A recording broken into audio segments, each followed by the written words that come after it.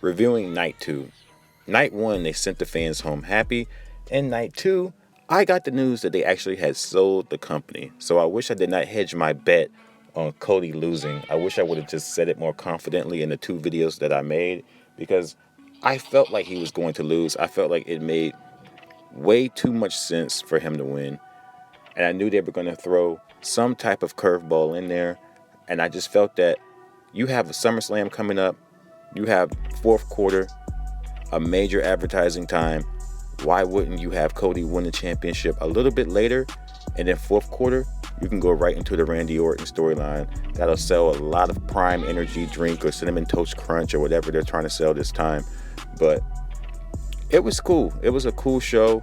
Once again, I'm not going crazy over the show. I think the Bianca-Asuka match kind of took the air out the building a little bit. I think people wanted Asuka to win, Bianca to lose. And the fact they had Asuka lose, I think that hurt a lot of people's opinions on the show. And people had to follow that. Miz had to follow that. Snoop had to follow that. Let's talk about it real quick. Snoop with the audible, calling it on the fly. Snoop, Jessica Carr, the referee, and Miz doing a great job. I think that's an all-time segment in WWE history because they had nothing. Shane McMahon was flopping around like a fish. They had nothing, and they just called it on the fly. I think whoever radioed that in from the back just told them, hey, you guys got to do something. I think that they killed it. That segment, they killed it. Yes, Miz got buried, but Miz really can't be buried. He's the Miz. You know, he's cemented in WWE history. He's a first ballot Hall of Famer, one of the greatest of all time, whether you like it or not. Also, the Demon versus Edge, they didn't let the Demon bleed. They stopped the match. People were saying, here we go with another stoppage inside the cell. I agree. It's time to get rid of the cell. You guys are paying all these writers. Have them come up with a different gimmick match. It's time. I'm a big fan of moving things forward, progressing. We can't just keep grabbing on the history. If you're not going to bring back that Mankind Undertaker type of violence, then we have to move forward with a different type of match. We can't just show them the cell. I understand it sells video games and all that, but that's history. It's stamped. It'll never change. You can always still sell toy action figures of the cell and put it in video games. But as far as the live event, it's not a cool match anymore. We need something different. I like the fight cage.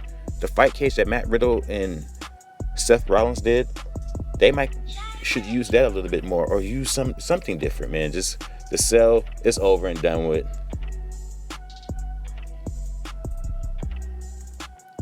So off of that, then we're going to get to this main event. Forgive me if I'm forgetting any other matches. Oh, Brock Lesnar, Omos. I felt like Omos is going to win the next match. I think Brock was losing too much, and I think that they didn't want Brock to get pinned again. So I understand. I understand why they had Brock win the first one, but there is going to be a second one, and then it's going to be a blow-off match. I think they're going to use Brock Lesnar's appearances on getting Omos over. And you could tell Brock really enjoyed that match. It gave him a chance for him to show, he's the beast. He's still the beast. Even though he's getting up there in age, he can still do superhuman things. And I think that really got Brock over again with the audience. So he's going to be like a huge baby face. And as I said, they have to think moving forward. So let's go into the main event match real quick. Cody Rhodes versus Roman Reigns. I'm not going to break down the whole match moment by moment, move by move, but this was not a good match, technically. I felt like they needed a little bit more work together. It was kind of clunky. You had too many run-ins. When all those run-ins kept happening, I knew the championships weren't going to change, because a babyface winning off of a bunch of people running in, it cheapens it. Like when Mankind won it cheapens it. I think Cody deserves to win more clean than that. I do like the fact they're advancing the story. But Cody not winning at WrestleMania, I wish I wouldn't have hedged my bet. I saw it coming. But I just felt like if they didn't have that deal with Endeavor, that they were going to send the fans home happy. But since they already had the deal in play, they could do what they wanted, because they know Endeavor's not going to mess with creative. I think that Cody, being a student of the business, he understands that Chase is where the money is at. Because you can only have the moment once. It was too early. He just came back. He has to go through something. And I'm telling you, this guy can cry on command. The promos are going to be legendary. Just let it happen, people. Just let it play out. Please let it play out. Please let Cody do what he's doing. He knows what he's doing. I think it's going to be a very, very, very satisfying end to this story. You just got to let it play out a little bit more. Roman going over 1,000 days. That'll never be broken. So that's history right in front of your eyes. Also, the bloodline. I think we're getting Roman versus Solo somewhere in the upcoming future, because Roman has basically beat everybody. There's basically nobody left. What guys are left? What baby faces are left? Really none. So at this point, I think that it becomes like an internal conflict. And I think that the whole "I saved you, you owe me" Solo thing, I think that is going to be the future that they go with.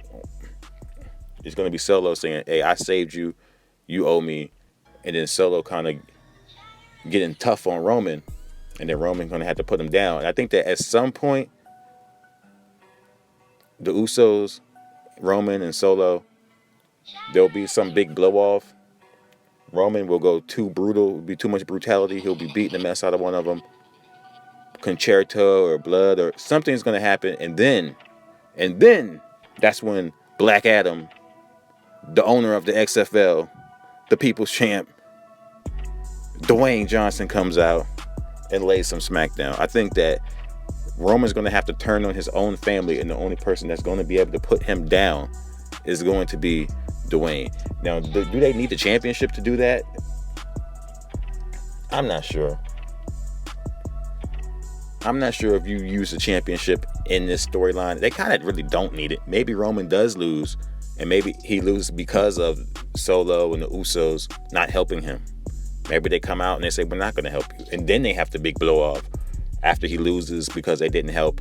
And then he beats the mess out of them. And then Dwayne comes out. I'm just fantasy booking it just a little bit. Let me fantasy book it just a little bit. But Cody losing, I'm not worried about it. I know some people say they're never watching again and Roman always wins. That's what Raw stands for. I get it, man. But they told you in 2016 this was the guy. They told you in 2015 this was the guy. They told you, we're pushing this guy. Nothing you can do is going to stop it. So you've been watching for the last 8 years knowing this is their guy. This is the only guy. They don't see anybody else. This is him. They've been telling you that. So why are you mad now? Because Cody Rhodes went to AEW and came back? Now you're mad? Now you're upset? Now? Come on, man. Cody Rhodes is getting the championship. It's in his contract. I hate to put it like that. I hate to put it out there like that. My bad, Cody.